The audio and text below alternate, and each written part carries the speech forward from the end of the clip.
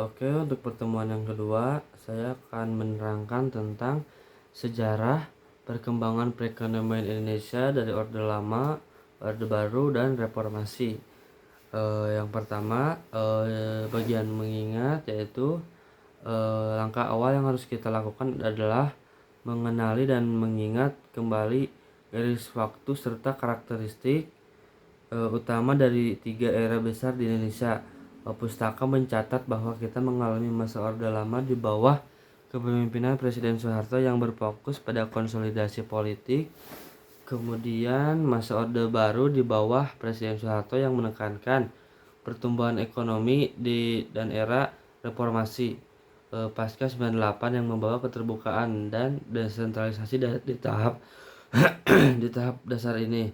Kemudian yang kedua ada memahami. Setelah mengingat, kita melangkah untuk memahami dinamika di balik setiap era.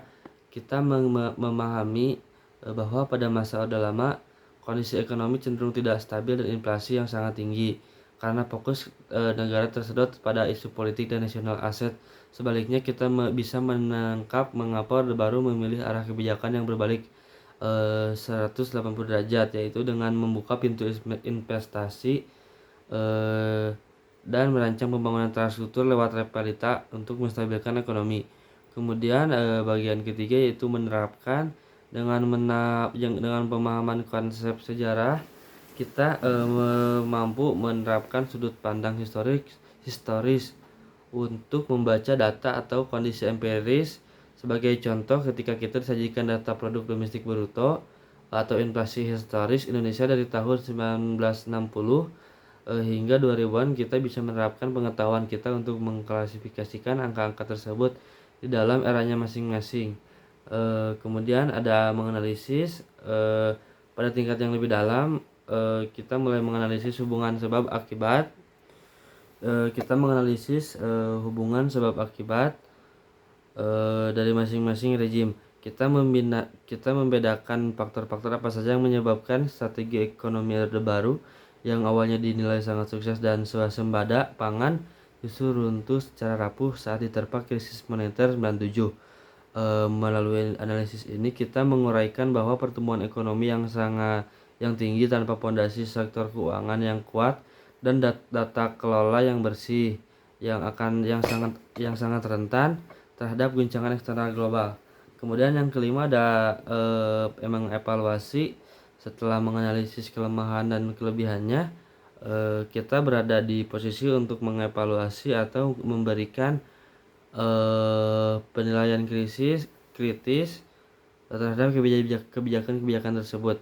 Kita bisa menilai secara objektif dampak positif dan negatif dari kebijakan utang luar negeri pada masa Orde Baru atau mengevaluasi efektivitas kebijakan desentralisasi fiskal di era reformasi. Di tahap ini kita menimbang apakah kebijakan penata ulang perbankan pasca krisis sudah cukup berhasil dalam membentangi perekonomian Indonesia saat menghadapi krisis global di masa berikutnya.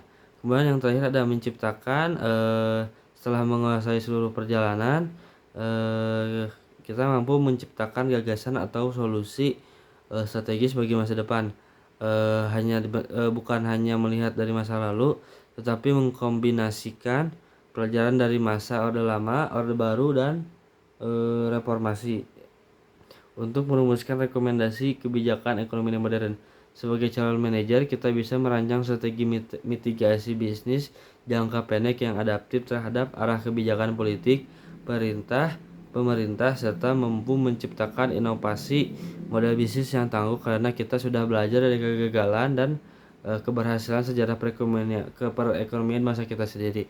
Mungkin segitu materi dari saya dari pertemuan kedua sejarah perkembangan perekonomian Indonesia. Oke, terima kasih.